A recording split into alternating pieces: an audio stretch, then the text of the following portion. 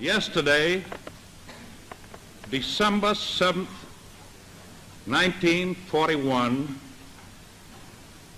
a date which will live in infamy. The United States of America was suddenly and deliberately attacked by naval and air forces of the Empire of Japan.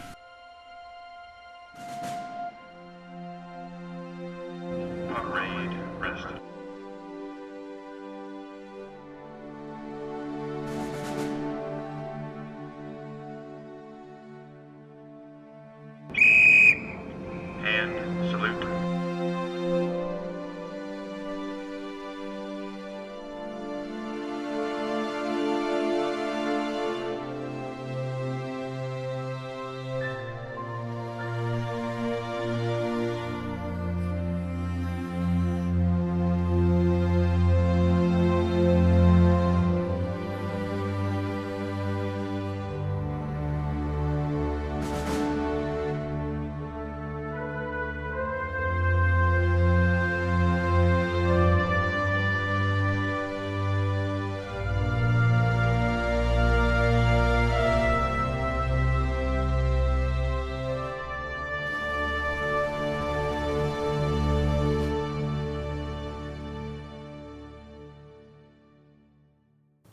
The Pearl Harbor National Memorial and the Pearl Harbor Visitor Center host almost 5,000 visitors daily and is one of Hawaii's most popular tourist attractions. On some days, guests might have the privilege to be entertained by one of the island's military bands. On other days, they may be blessed to encounter one of the few remaining survivors of that dreadful day. Almost every American knows about Pearl Harbor. Some have been fortunate enough to have visited the island of Oahu. And some have had the privilege to visit the memorial.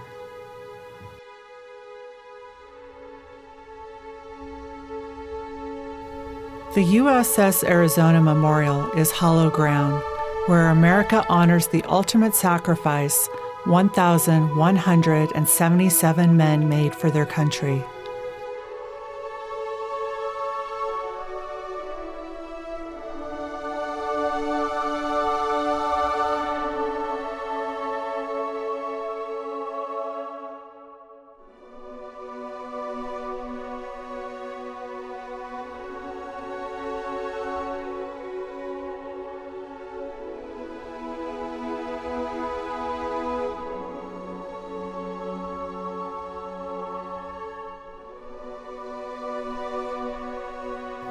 It's where presidents and dignitaries come to pay their respects.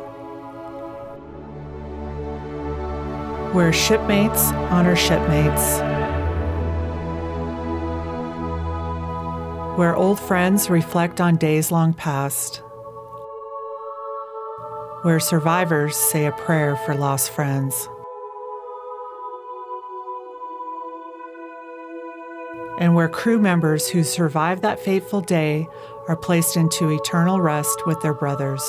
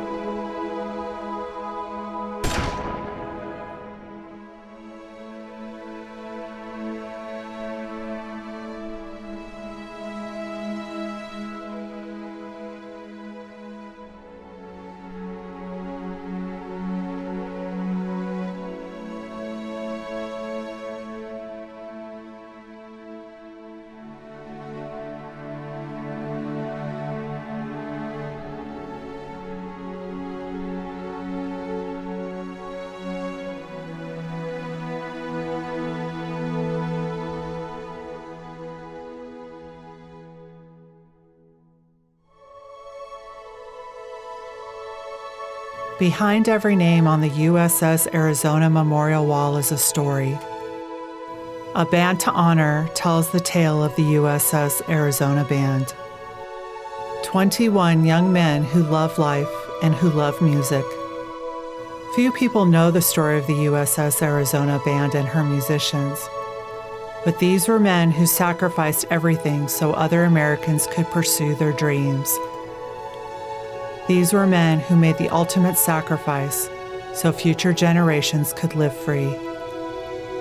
These were men whose stories deserve to be told. These were the men of United States Navy Band Unit 22.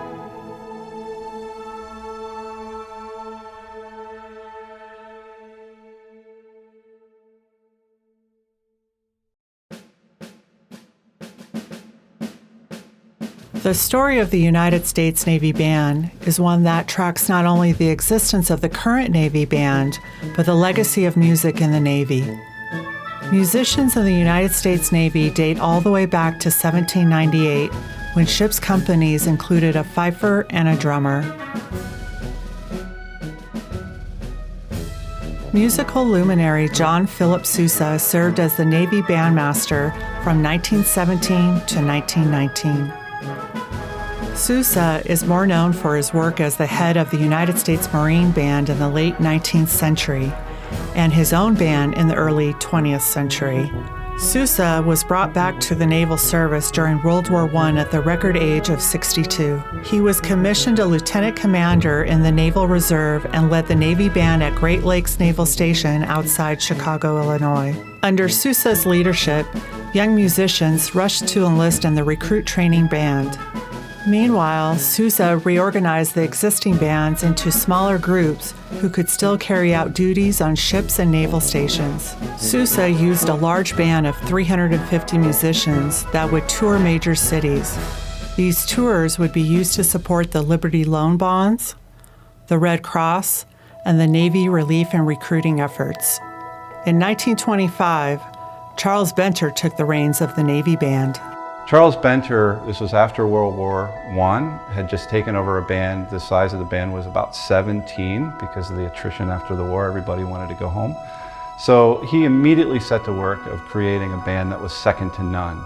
They had the Marine Band across the street that was hugely popular, and the Navy really wanted a band to kind of rival that band.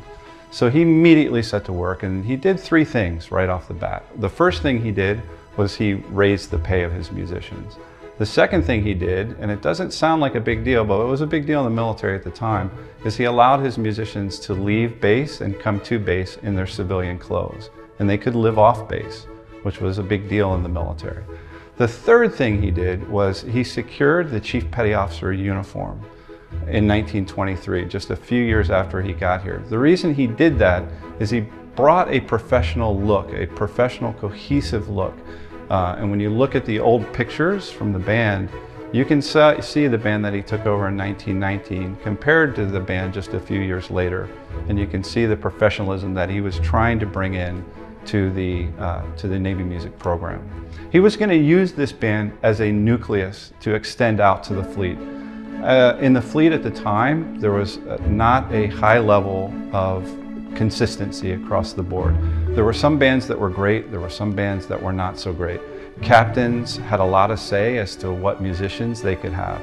The instrumentation of the bands was extremely inconsistent. So you could have a band with 4 trumpet players, a flute player, and a piano player. So not much you can do with that. So there was a lack of consistency just across the board that was beginning to frustrate band directors in about the turn of the century. So Benter came to the band with a bunch of ideas of how to propel the band forward to the professionalism really that is today. He established a program, a band concert, and he did that at the foot of the steps of the Capitol. He started a band in 1923. Those concerts started every Monday night. And it's something that continues today. The band is still playing at the foot of the steps of the Capitol.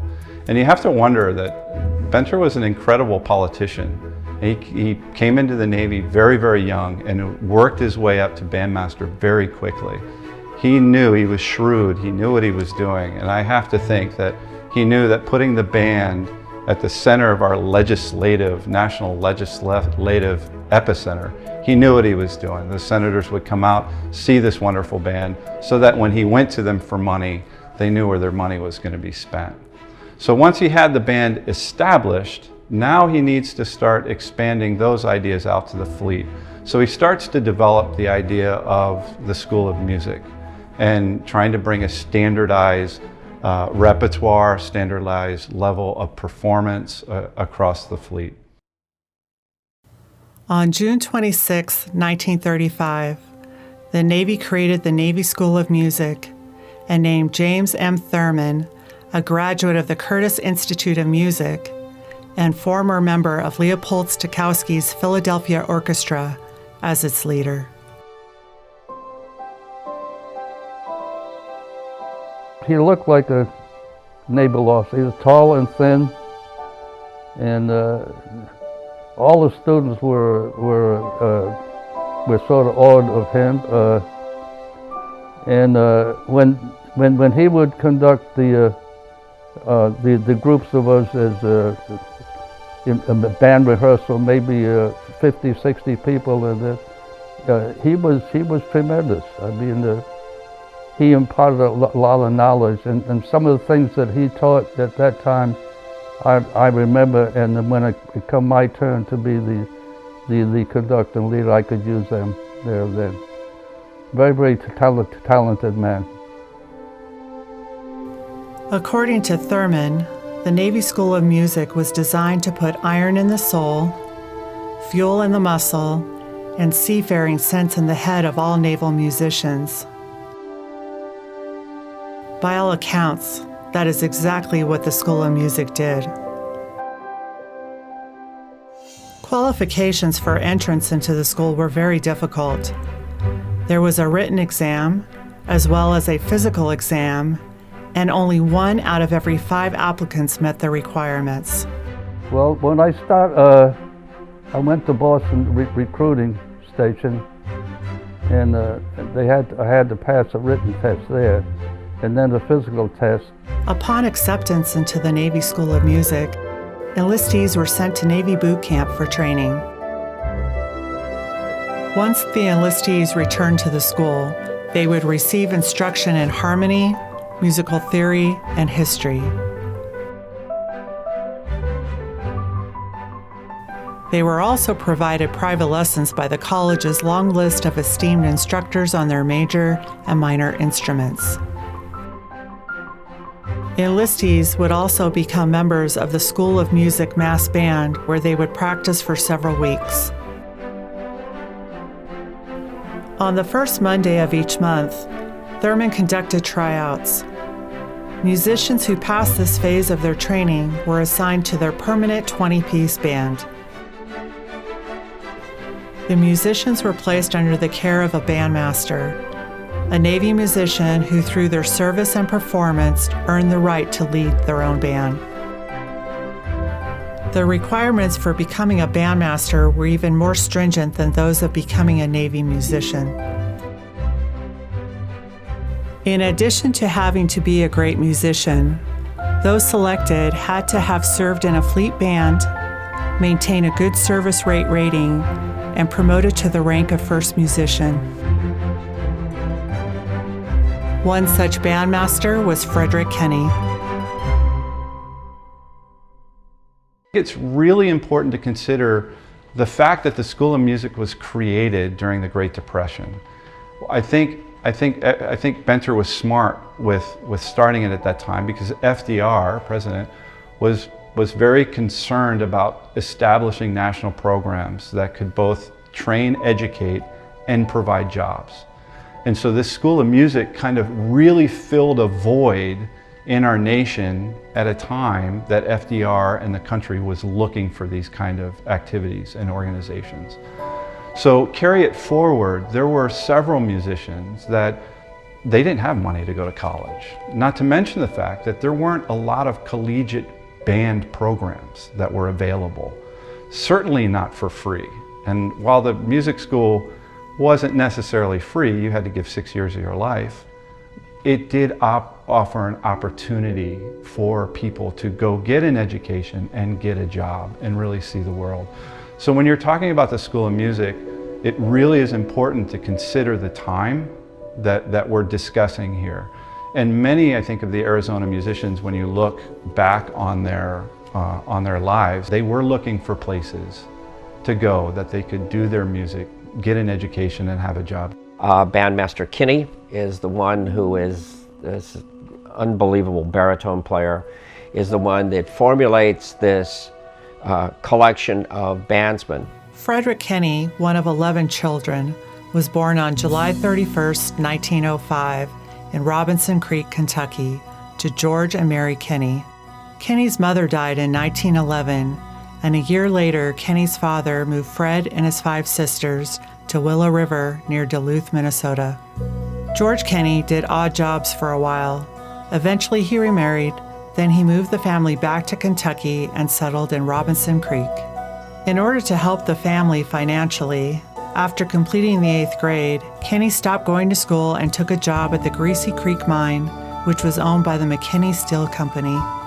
After working the mine for several years, Kinney met a Navy musician at a local diner.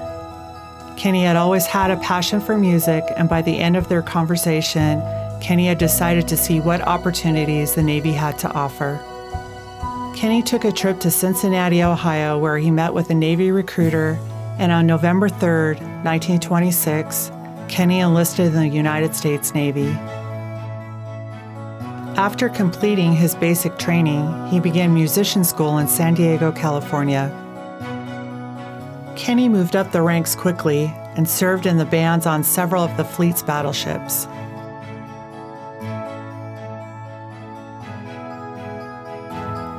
In 1935, he was assigned to the recruiting station in Puget Sound, Washington, for duty with the Navy Yard Band.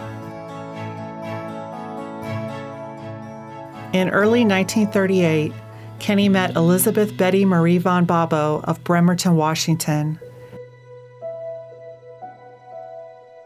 And after a brief engagement, the couple married in June of that year. Since both Frederick and Betty had family in Bremerton, they decided to make the Navy port their permanent home. While in Washington, Kinney worked to obtain his high school diploma and even attended classes at the University of Washington. On October 16, 1939, Kinney advanced to the rank of first musician. 3 days later, he requested to be transferred to the United States Navy School of Music in Washington, D.C., to serve as an instructor and lead his own band. In October of 1940, the Navy still had not acted on his transfer request, so he decided to let his enlistment expire, and on October 25th, he was given an honorable discharge. As required by law, Kinney registered for the draft, but within a few days, he received a call informing him if he would return to service, his request to become an instructor at the United States Navy School of Music would be honored. In the Navy, you had musician second class, musician first class, then first musician, then bandmaster. And so those musicians that had risen to the level of first musician and had received great marks, which Kinney had. If you look at his career record, Kinney had 4.0 almost on every report that he has. He obviously was somebody that was rising very, through the ranks of the Navy in a very positive way. That's somebody that they reached back to and designated, you're going to lead one of these unit bands. Kinney re-enlisted on November 13, 1940, and reported to the Navy Receiving Station at the Navy Yard in Washington, D.C. And on December 31, 1940, Frederick William Kinney was officially named the instructor of Navy Band Unit 22. That evening, Frederick and Betty not only celebrated the arrival of the new year, but also the wonderful events that were happening in their lives.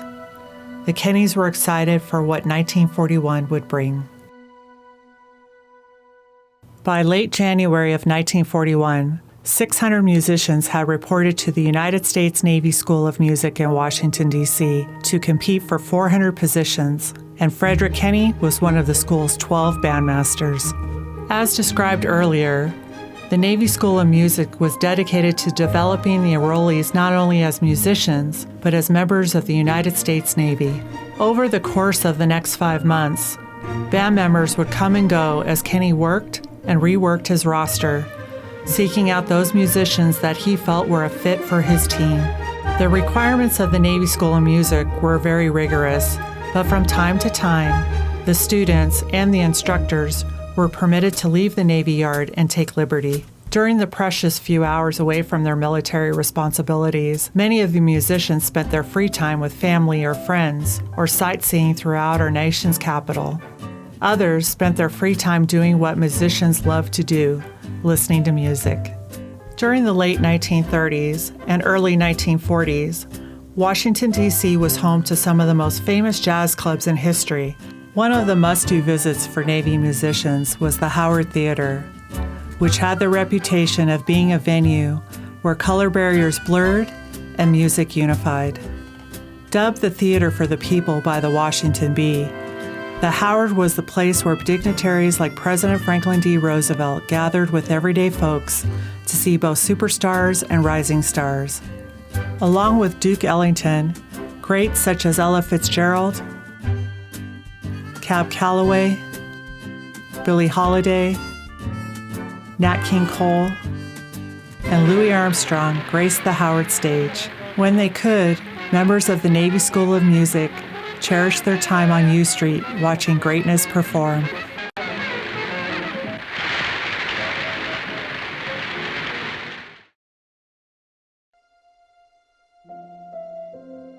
On May 23, 1941, just days prior to the musicians' graduation, Frederick Kenny settled on the 20 exceptionally talented individuals whose destiny it was to become Navy Band Unit 22.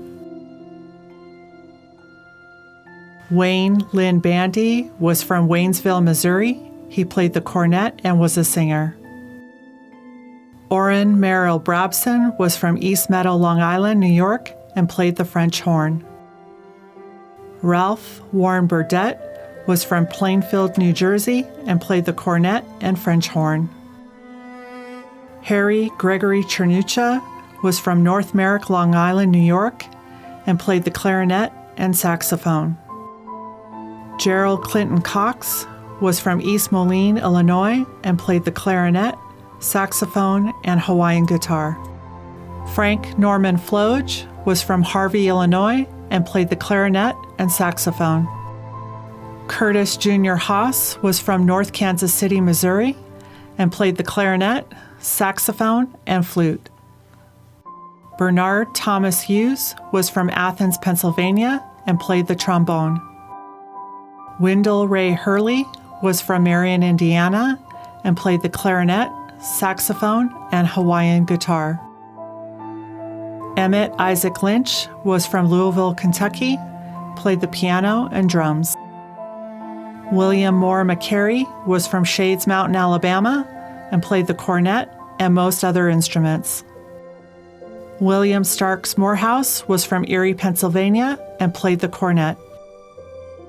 Alexander Joseph Nadell was from Astoria, Long Island, New York, and played the cornet and was a music arranger. Neil Jason Radford was from Newark, Nebraska, and played the tuba and baritone. James Harvey Sanderson was from Lindsay, California, and played the clarinet and saxophone. Jack Leo Scruggs was from Long Beach, California, and played the trombone, accordion, and piano. Robert Carr Shaw was from Pasadena, Texas, and played the trombone. Charles William White was from Bountiful, Utah, and played the piano and drums. Ernest Hubert Whitson Jr. was from Cincinnati, Ohio, and played the bass horn and string bass. Clyde Richard Williams was from Okmulgee, Oklahoma, and played the cornet, French horn, baritone, and violin.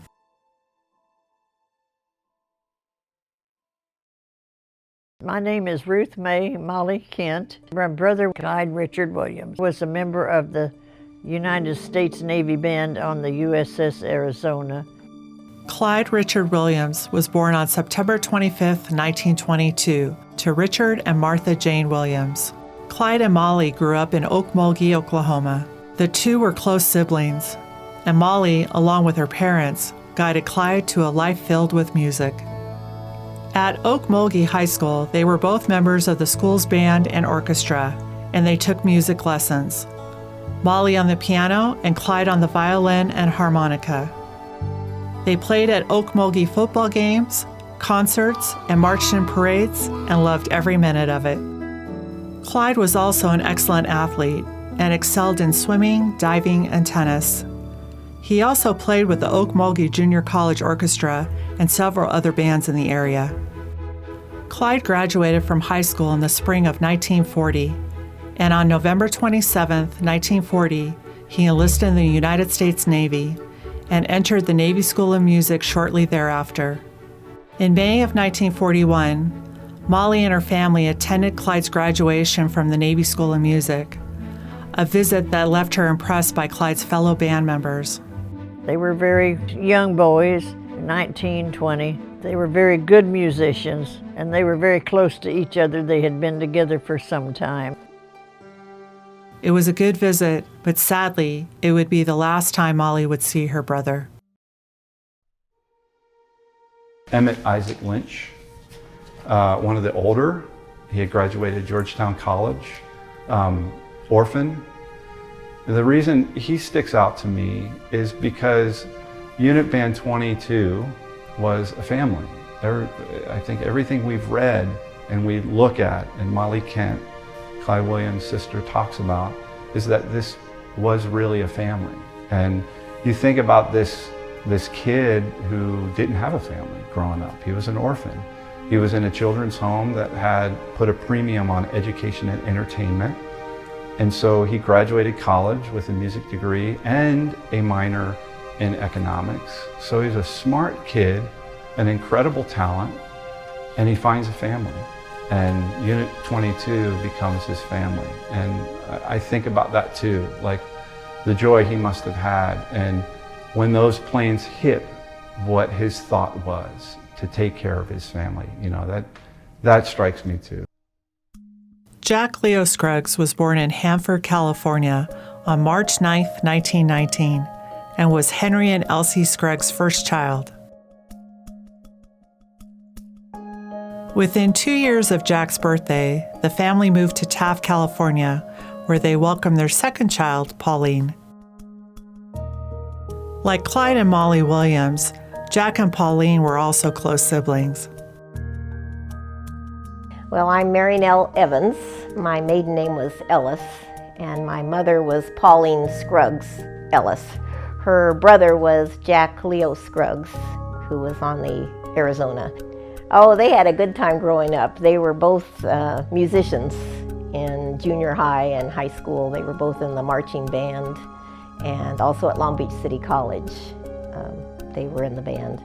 My mom played trumpet, and her brother Jack played trombone in the band. So they would have rousing nights of music at home. They lived on Juanapero here in Long Beach, and they would have church friends or school friends come over, and they'd gather around the piano, and Jack would play the piano, and they'd all sing and have a great time. And I think I heard my grandparents joined in too. I think they had good voices, so they had a lot of musical evenings. After high school, Jack's interest in music intensified, and he began to study more instruments. He quickly mastered the trombone, piano, and accordion, at which point he began to pursue a career in music. In October of 1940, Jack applied for admission into the United States Navy School of Music. A few weeks later, he was notified he had been accepted into one of the most prestigious music institutions in the country. Shortly after Christmas, Jack said goodbye to his family and departed for basic training in Norfolk, Virginia. Jack arrived at the School of Music in February of 1941, where he and 600 other musicians began their training. Students at the Navy School of Music spent the next 4 months in Washington, D.C., developing their skills on their given instruments and learning the ways of being a member of the United States Navy. On May 23rd, Jack, along with 19 other members of Navy Band Unit 22, graduated from the Navy School of Music. Battleships were the pride of the Navy, and Jack and his bandmates were hoping to be assigned to one of the fleet's battleships. They got what they wanted and were assigned to the USS Tennessee. Despite the intensity of their program, the musicians enjoyed their stay in Washington, D.C. Truth be told, however, they were excited to be headed to the fleet. Yes, they were musicians, but they were sailors as well. In addition to Jack's talents as a musician, he was an exceptional writer of poetry. During his studies at the Navy School of Music, Jack penned a poem he called Tranquillo. Soon shattered was my solitude. The sky was wont to pitch and moan. Blood has stained the blades of grass, and I see I'm not alone. It seemed as if Jack Leo Scruggs may have envisioned the impending doom of what was to take place in Pearl Harbor, Hawaii in December of 1941.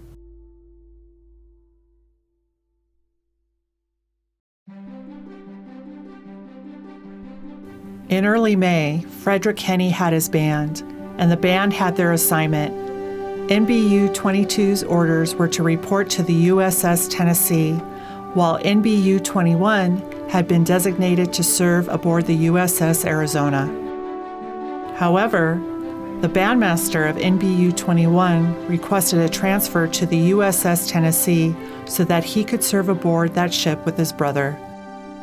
After the Navy approved the bandmaster's request, they offered Kenny a deal. He could switch places with the other bandmaster and lead NBU 21 aboard the Arizona. Or he could take the band he had selected, NBU 22, to the USS Arizona.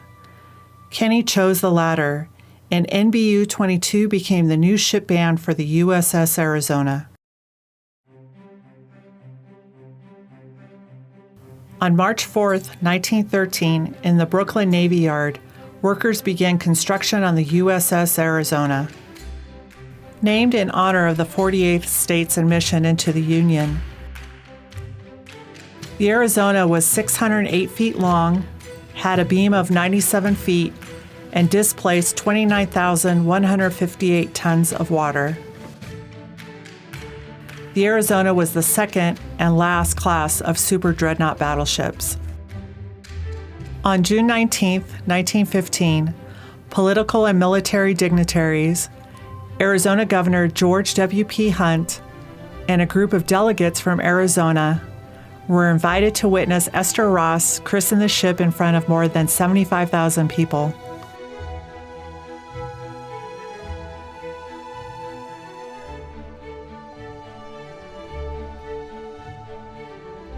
To acknowledge the ban on alcohol that had been passed by the Arizona State Legislature, a decision was made that 2 bottles would be used to christen the Arizona.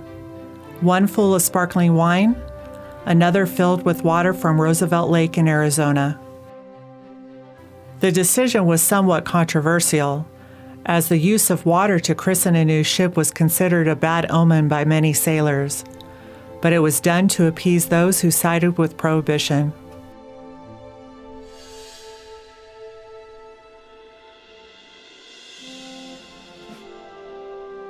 After the christening, the Arizona was moved to another section of the Brooklyn Navy Yard where construction was completed. On November 10, 1916, the Arizona took her maiden voyage under the command of John D. McDonald when she traveled from New York to Hampton Roads, Virginia.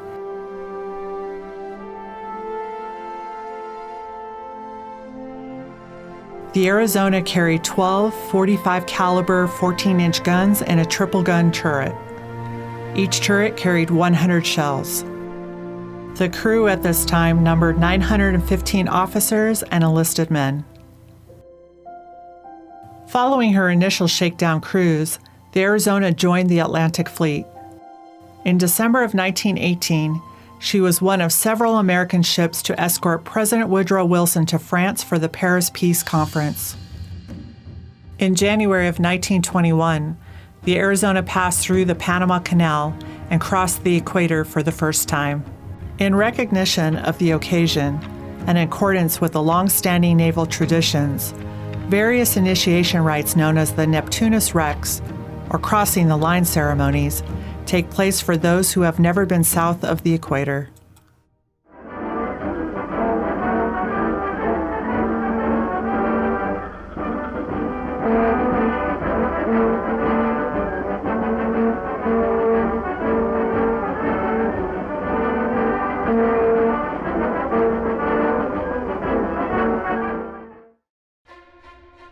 In August of 1921, the Arizona joins the Pacific Fleet and made her new home in San Pedro, California. In the mid-1920s, she visits Hawaii for the first time and spends most of her time along the West Coast. In the latter part of the 20s, she returned to Norfolk, Virginia for modernization. In March of 1931, the Arizona completed a 2-year overhaul, but before she could be put through her post-modernization sea trials, she hosted President Herbert Hoover for a brief vacation in the Caribbean. Hoover, who had taken only one vacation during the first 2 years of his presidency, was in need of a much-deserved rest and decided that there would be no better place to spend it than cruising with the Arizona. The ship and members of her crew became celebrities of sort when Warner Brothers Studios used the Arizona for filming portions of their 1934 classic, Here Comes the Navy. After her brief Hollywood career, the Arizona, like the entire fleet, became involved in conducting extensive training exercises. Due in large part to Japanese expansion, in May of 1940, the Pacific Fleet was moved from San Diego to Hawaii. From February 1940 through February 1941, the Arizona was under the command of Harold Cecil Train, who oversees the final overhaul of the ship, which occurs at Puget Sound Navy Yard in Bremerton, Washington. In February of 1941, Rear Admiral Isaac Kidd, who had been the captain of the Arizona in 1938 and 1939, assumes command of Battle Division 1. Kidd designates the Arizona as his flagship.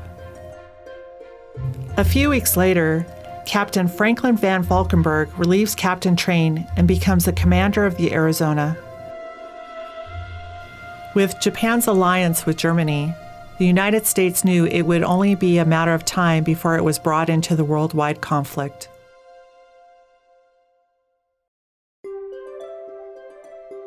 On May 26, 1941, the members of NBU 22 arrived in Norfolk, Virginia. The next morning, they boarded their transportation to the West Coast, the USS Lassen, a brand new, fully loaded ammunition ship that was headed to her new home port in San Pedro, California. After leaving Norfolk, the Lassen traveled to Guantanamo Bay, Cuba, where she made port on May 31st. The next day, the boys were able to go ashore for a few hours before setting sail for the city of Cologne in the Panama Zone. The Lassen arrived in Cologne on June 2nd, then parted for the Panama Canal on June 5th.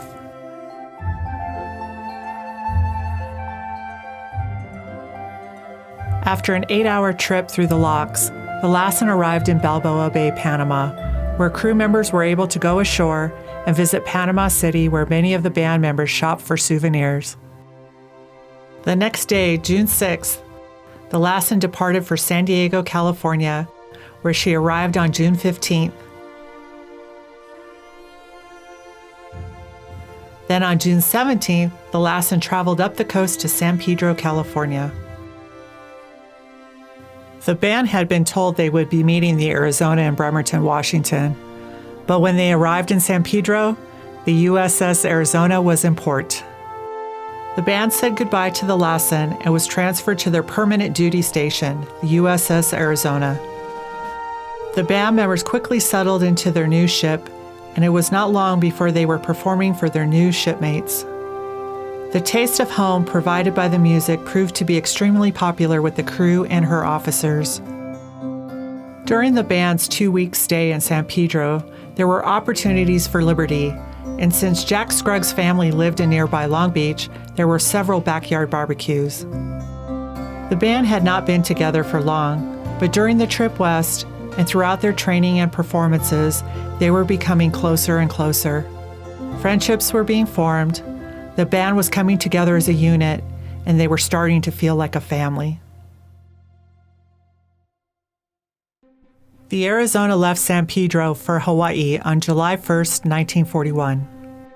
On the journey to their new home, the bandsmen learned not only were they required to perform their duties as musicians, but they held a variety of duties aboard the ship. They worked with the ship's aviation crew, did KP along with the other new sailors,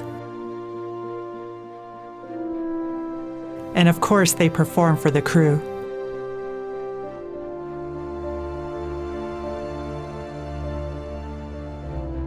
They also learned one of their duties involved the most critical tasks associated with being stationed aboard a United States battleship. The powder handling operation begins in the powder handling room at the very bottom. Here, under the supervision of a petty officer, 3 powder door operators and 9 powder passers keep the powder bags moving to the powder hoists. The scuttle operators take the powder bags from the magazine scuttles and hand them to the powder passers. When 6 bags have been placed in the powder car, the doors are closed, and the car starts up through the hoist trunk to the gun room. Unlike powder hoists for case guns, these operate more like an elevator, with a car that moves the powder up through the trunk by means of a cable.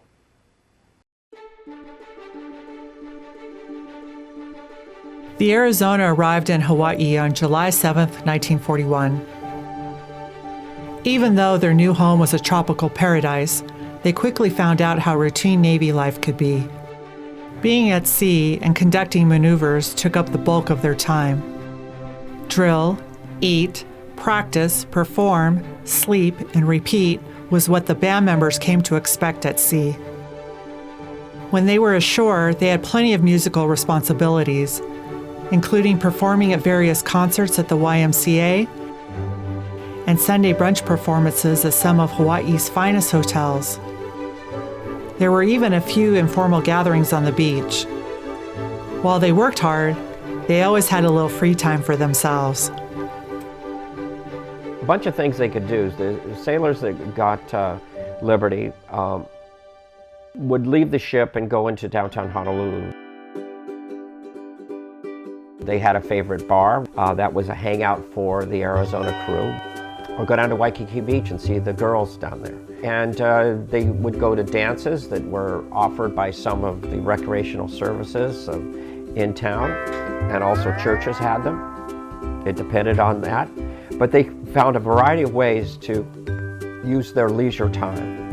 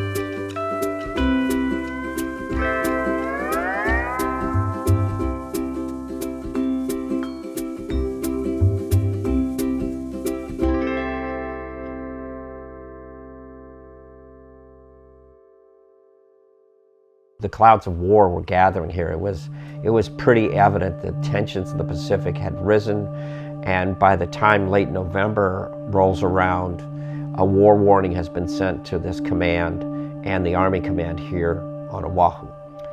The sailors are reading the newspapers. They're very much aware. There's a newspaper offering in early November that it says Japs may strike over the weekend. And that was a local newspaper. So the idea that they didn't know anything was coming, they just thought it was out there, and whenever that happened out there, they would be going to that as a fleet. Very few could envision the idea that they could be attacked in port. While the United States was doing her best to stay out of war, everyone knew America's involvement in the world conflict was inevitable. Military leaders recognized the need to work our troops hard, and they did just that. But they also knew the importance of providing the men with some much-needed downtime and entertainment. One such event was the Battle of Music.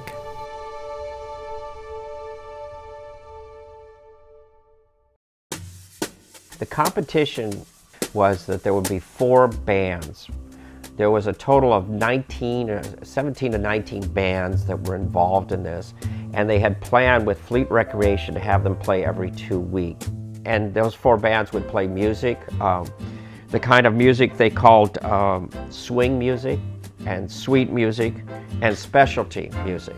Each band would play a set, that's three numbers, and then the people would applaud, and there was all the sailors from different ships would come over, and the battleship would send a boat from there over to the recreation area for those who wanted to go and listen, and then send a boat at midnight to take them back.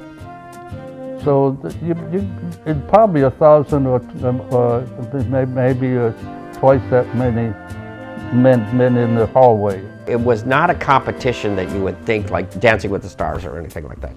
No, it was a popularity contest, and so it was by applause. So it was not scientific. One of the bands that was very, very accomplished and won the night of December 6th was a USS Pennsylvania band. But we got the most applause because our ship was right on the other side of the dock, so there was more of our crew went over in there. So I think all those bands were about the same, and but we got most applause, so we won the prize. There was also 2 competitions. People don't realize there was a competition for the bands, and there was a competition for the jitterbug contest. That night in the jitterbug contest was a very young girl that was 10 years old, and she loved dancing and she loved swing music. You just felt it. It was so good. The blend of the horns and the sax, and it was good. It was good music, and that's all we heard in those days. Anyhow, was that kind of music. But it was just. It made you want to tap your feet and get up and dance. I don't know how else to explain it. He had a boogie style that no one else could play. He was the top man at his craft. Then his number came up and he was gone with the draft. He's in the army now, a growing reveille. He's a boogie woogie bugle boy of Company B. They made him blow a bugle for his Uncle Sam. He really brought him down because he couldn't jam. The captain seemed to understand. Because the next day the cap went out and drafted a band, and now the company jumps when he plays reveille. He's a boogie woogie bugle boy of Company B. A toot, a toot, a toot, a toot. I was 10 years old and loved music, and I could dance, and I was born dancing and cruising. When he plays reveille, he's a boogie woogie bugle boy of Company B. He was a boogie woogie bugle boy of Company B. This night in particular, December the 6th, I was sitting on the sidelines, tapping my foot to the music, this wonderful music the bands were playing. And Joe Fisher, who was the MC at the time, knew all of us kids because we were all well behaved and sat there or stood up and danced. And I don't know, it was just one of those nights that he just picked me up and said, "Anybody want to dance with this little girl? She can dance." set me back down, and this sailor comes down to the floor, very young sailor, and we danced and danced and danced and won the jitterbug contest. I didn't know who he was, he didn't know who I was, because when it ended, he went his way and I went my way with a jitterbug cup that said, Champion 1941 Jitterbug Contest.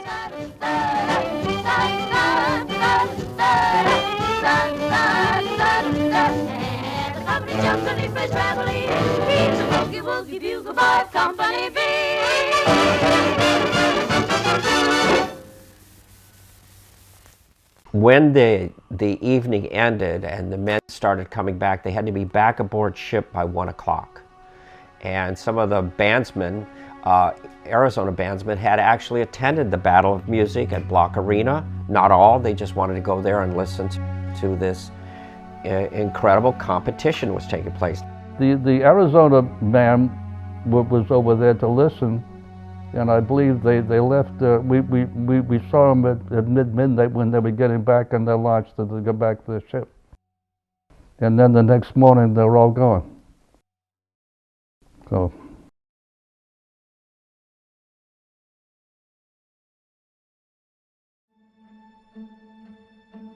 Under the command of Admiral Yamamoto, the Japanese fleet left its home waters on November 26, 1941, and headed east toward Hawaii. On December 2nd, the commanding officers of the Japanese task force received word from the Japanese High Command: climb Mount Nataka, which was the code to continue moving forward with the plan for attacking Pearl Harbor. After traveling nearly 4,000 miles, the battle group took up positions some 275 miles north of Hawaii. At Pearl Harbor, there were more than 100 ships in port. 6 battleships were moored along Battleship Row. Another, the USS Pennsylvania, was in dry dock. 8 cruisers, along with dozens of destroyers and auxiliary ships, were also at Pearl Harbor, with many of those accessible to torpedoes. The attack on Pearl Harbor would be carried out by 6 fleet carriers and a strike force of 353 planes. In addition, 5 midget submarines would be tasked with penetrating the harbor and attacking in conjunction with the main airstrike.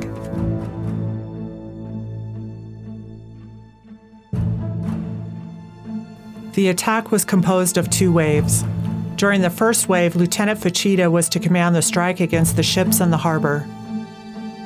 The first wave consisted of 50 level bombers and 40 torpedo bombers known as Kates. Their torpedoes had been modified with wooden fins so they could be effective in the shallow waters of Pearl Harbor. Their priority targets were the battleships and carriers in port.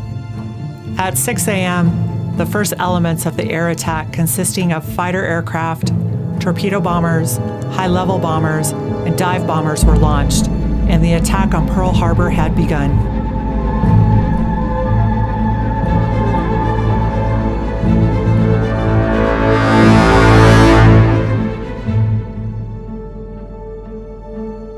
For the people of Hawaii, December 7th started out as just another lazy Sunday, as most were enjoying the start of a typical winter day, mild temperatures and mainly clear skies.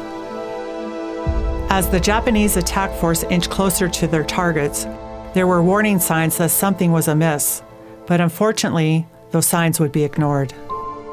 The destroyer got a sound on the submarine off the mouth of the harbor there, and they sank it.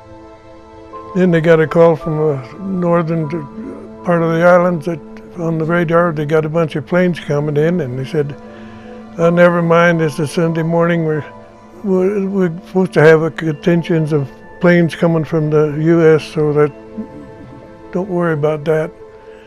And there was only supposed to be about 17 planes, not 200. Meanwhile, in Washington, D.C., Japanese diplomats remained silent and gave no advance notice of the pending attack. At 7:45, we were up on the fantail of the ship, and we were in the dry dock there, and we were looking out over the whole harbor. And at 5 minutes to 8, we heard a noise and looked up, and there's a line of planes coming in from the left that look like, just regular airplanes. And the first one in line sort of did a dive over and something fell off the plane. And I thought that there's coming apart or something happened there. So I watched what they had dropped, and it hit over on the air station on Ford Island, exploded in smoke and fire, made a big noise. And so we looked back up, and you could see the big red spots on the planes. When the first wave of Japanese planes arrived over Oahu, the sky was completely clear of American fighters. The Japanese had achieved total surprise, and at exactly 7:48 a.m., the Japanese began their attack. The dive bombers beat the torpedo bombers to Pearl Harbor, and the first bombs hit the southern tip of Ford Island minutes before the first torpedo was launched. Planes from the Hiru and Soiru approached at 7:55 a.m. They were disappointed to discover their primary targets, the carriers, were not in port that day. Lieutenant Nagai, leader of Soiru's attack group, realized there were no potential targets, so he and his wingman pulled off. However, the remaining 6 planes attacked. At 8:01 a.m., 2 torpedoes struck the Utah, causing her to flood. Several other torpedoes meant for the Utah missed. One missed so badly it hit the USS Raleigh. The Utah later capsized at 8:12 a.m. Nagai went around Ford Island and launched an attack on what he believed was a battleship, but in reality, it was the cruiser, the USS Oglala, which was double-berthed with an old mine layer, the USS Helena.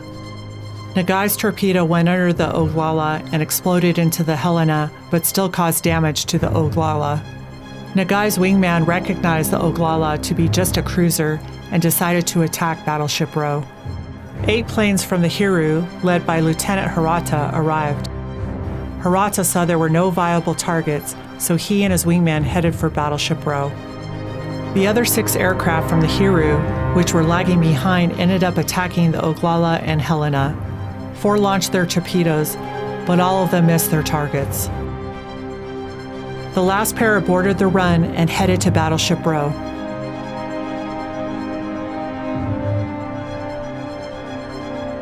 In this photograph, you can see the opening of the attack.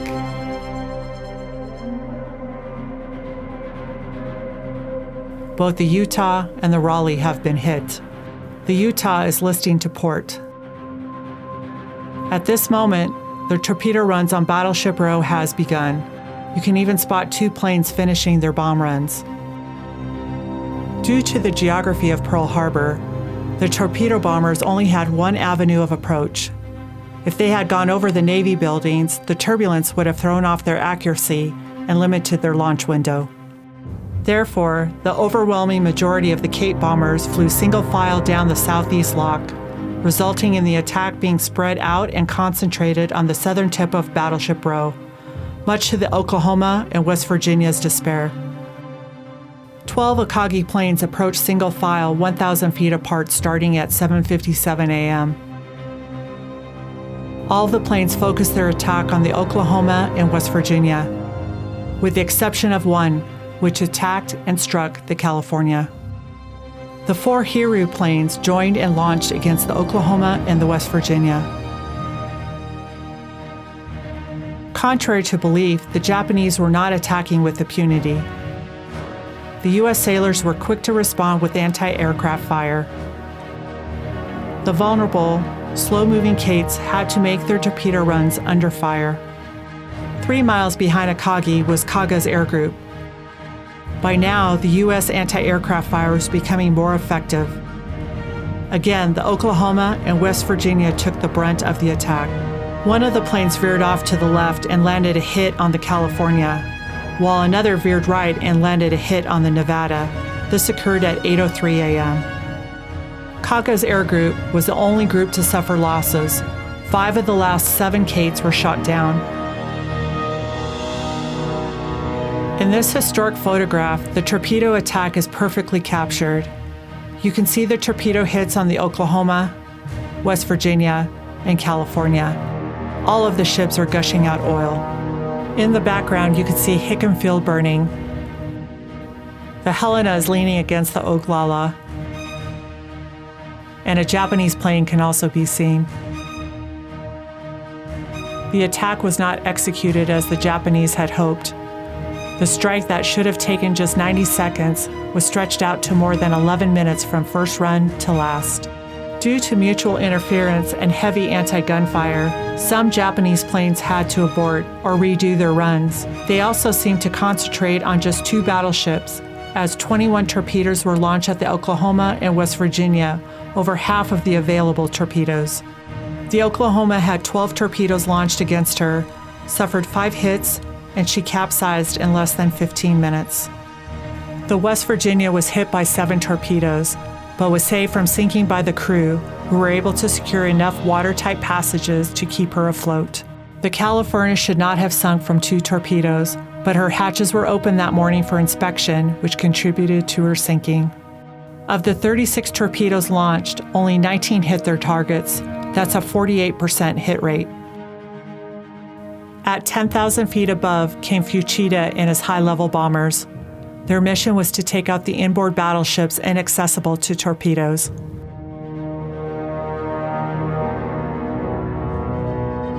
"49 planes passed over Battleship Row and achieved 10 bomb hits, 6 of which were low ordnance detonations or malfunctions. 2 bombs hit the Maryland, 2 hit the Tennessee, and 2 hit the West Virginia. The Vestal, which was outboard of the Arizona, took 2 hits as well. All of the hits on Battleship Row were overshadowed by the 2 hits on the Arizona. The first struck her aft on the quarterdeck, while the second pierced the forward deck near the number 2 turret about 40 feet from the bow. The bomb drove itself down through several decks and landed near the magazines that held the ship's stores of gunpowder. When it detonated, so too did thousands of pounds of gunpowder and ammunition. The explosion lifted the Arizona out of the water. It gutted the forward decks. The turrets and the conning tower collapsed 30 feet into the ship's hull. The forward mast and funnel tilted toward the crater. The bow sagged where it split from the rest of the hull. 14 minutes after the first Japanese plane interrupted morning colors, the Arizona began to sink into Pearl Harbor. The second wave of 171 Japanese aircraft arrived 30 minutes after the first wave had completed its attack. Having had time to organize a defense, the second wave of Japanese aircraft faced fierce anti-aircraft fire and was not nearly as effective as the first wave.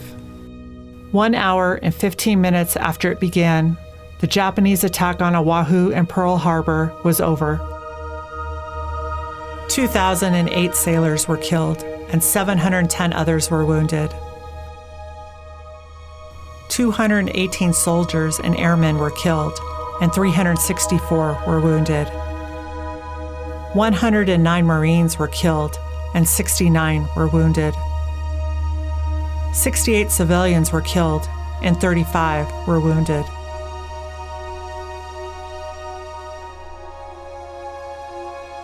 In total, 2,403 Americans were killed and 1,143 were wounded.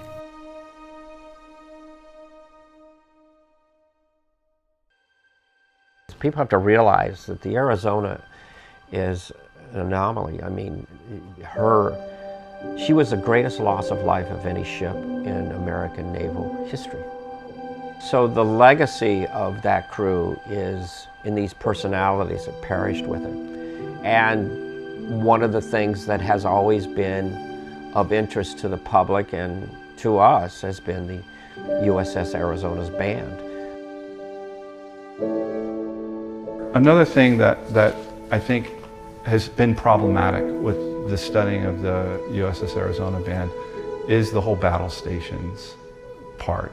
Were they sleeping? Were they below turret 2? Were they in the ammunition hold below turret gun number 1? Were they on the munition hoist? You have so many different stories of where they were during that time. The consensus is they were relaying the powder to the ammunition hoist, perhaps aft of turret 2. There's all kinds of things that can happen. Here's what we do know, though, and I think it's super important to really focus in on what we do know. And we know this from Luke Conter, the quartermaster Luke Conter, who witnessed the band, once the planes came in, drop their instruments and go to their battle stations. That's what we know. And there's a lot of power in just that one sentence. I saw them drop their instruments and run to their battle stations. They didn't hesitate. They didn't wait and see. They certainly weren't sleeping in their hammocks. They were actively doing something. They were acting in a time of need. That's what we know, and that's what they did, and I think that's the important part of the story. None of them were sleeping in their bunks. Like a lot of news when it said the band was playing the night before, so they were asleep in their bunks, and so they all got killed. But it was a bunch of crap, because the first bomb that came across, we saw at General Quarters. They laid down their instruments and ran to the General Quarters station, and we were alive for about 12 minutes when the ship blew up. Every band member went to their battle station. They were all at their battle stations, every one. Arizona was hit with the first Passover. With a group of 5 planes flying over the target, they would literally bracket the ship. And at 8:06, it dropped from 10,000 feet, hit in between gun turrets number 1 and 2 on the starboard side of the ship, and passed probably down 4 decks and exploded in the forward magazines where the Arizona's band were standing. And in that moment, ignited over 1 million pounds of explosives. And in the footage captured by a Navy doctor, he caught the death of a battleship, and she exploded horrifically through the debris of the ship all over the harbor and on Ford Island, and with it, many of its crew. I think it's safe to say that the Arizona band never knew what hit them, and they were vaporized in the explosion. The turret itself above them fell 23 feet into the ship. So the ship was literally as if a monster had come, gouged out the front of the ship. And that turret is still there. And I guess in many ways, that band is still there. And now, Shortly after the attack on Pearl Harbor, President Franklin D. Roosevelt oversaw the lighting of the Living Community Christmas tree in the nation's capital, while those who had family members stationed in Pearl Harbor began receiving Western Union telegrams advising them their loved ones were missing in action.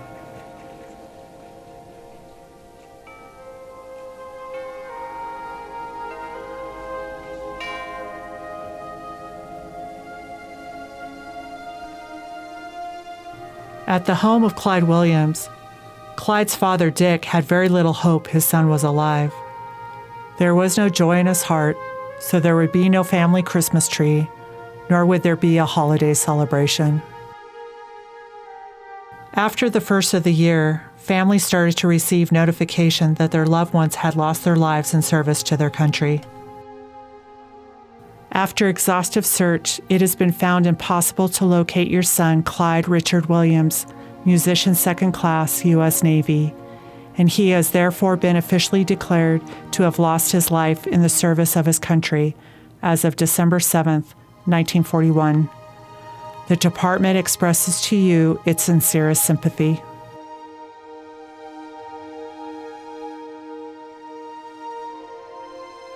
Over the next few months, the news of these young men's tragic deaths and the stories of their lives started to become memorialized in newspapers across the country.